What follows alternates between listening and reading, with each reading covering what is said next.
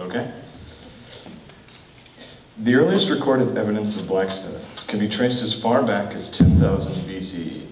These early smiths used copper tools to lay the foundations of what will one day become our modern society. My name is Riley King, and I'm an amateur blacksmith.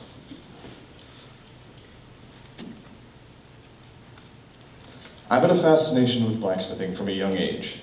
Local blacksmiths at the places like the Lancaster Fair or Strawberry Bank only deepened my curiosity about the trade.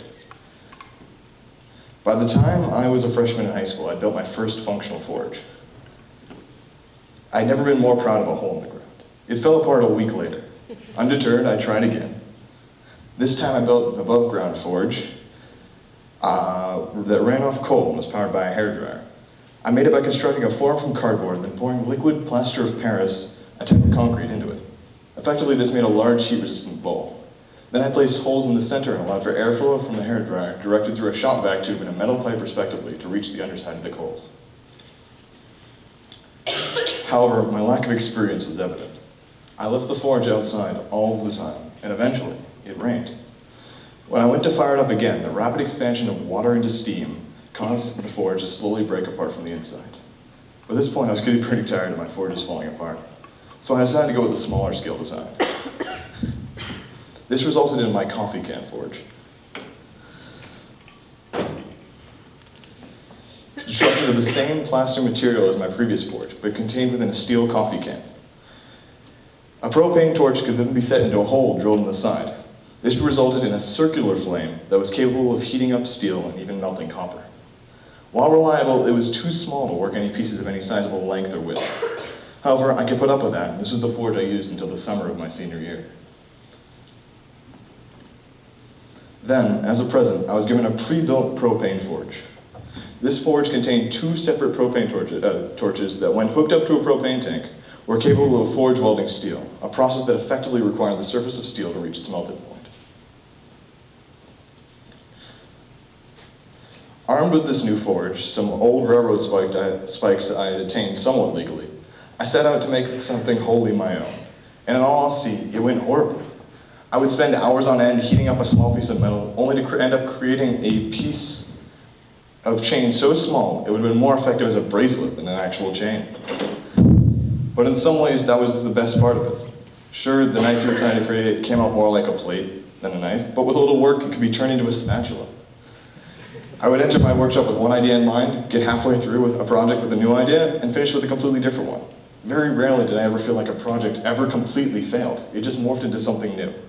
A broken lamp soon became a hatchet handle. And attempts to make metal leaves became hooks, and so on and so forth. As I gained experience, these unintentional products became less common, but no less enjoyed. However, as I continued to enjoy blacksmithing more and more, I started to wonder where the trade had gone. And as it turns out, it had gone nowhere. With a quick Google search, names like Alex Steele might show up. He's up there on the top left. He grew up smithing, but as soon as he realized he could make money by posting videos of his products on YouTube. As of today, this small-town blacksmith has a little under 2 million YouTube subscribers and posts weekly videos. Other smiths like to keep a slightly lower profile, but exist nevertheless. In Concord, New Hampshire alone, there are 12 registered blacksmithing businesses. One of these businesses, run by Gary Kalajan, offers blacksmithing opportunities to students throughout the state. He's here on the bottom left. In fact, through an intersection run by Dr. Namey, I was able to apprentice under him for a few days. I got many of my early ideas from his work, alongside Alex's instructional videos. Now, in all honesty, blacksmithing is awesome, and I encourage anyone who gets the chance to try it to do so. However, I understand that most people are not in a position where they can outright buy thousands of dollars worth of tools and materials for themselves, but neither was I. The only thing I bought when I started as a smith, with the exception of my forge, was a 4-pound striking hammer. In some ways, I was extraordinarily lucky. My grandmother had known a blacksmith before, when she was growing up in northern Maine. When he left long ago, many of his old tools, including all but one of the tongs I brought with me today, and the anvil on stage, were left behind. With all of that said, in all honesty, all you need to start blacksmithing is a hammer, a durable metal surface, and a set of pliers to hold heated steel. From there on out, it wouldn't be too difficult to make your own tongs.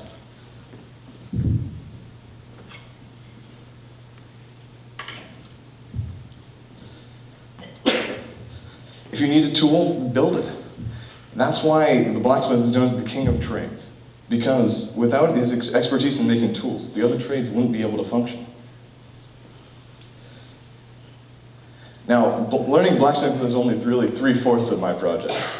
The other 1/4 was spent teaching the skills I had picked up along the way. Out of the 90 hours I spent in total on this project, 20 of them were working with the people up here behind me.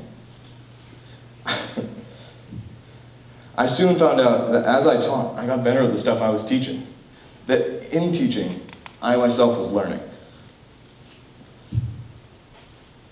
While I was teaching at the Smith, I was approached by a classmate who had an idea for a collaboration between our two trade-related projects.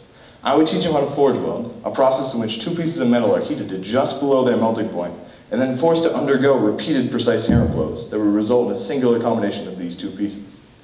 In exchange, Matthew Champagne would teach me the types of different traditional welding, from stick to MIG and flux core. I still don't really understand what some of those are. Through this shared learning opportunity, I was able to learn a completely new skill set. But what's the point behind all this? Why did I spend the last few minutes talking to you about my experience with blacksmithing, and why should you care?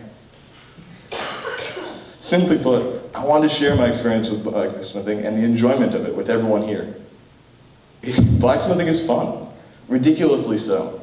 It gives you the opportunity to make something useful from what may have once been considered scrap. It's a chance to make a different type of art. In many ways, others may have never considered before. So what's the harm in trying it out for yourselves? It can't hurt. Thank you.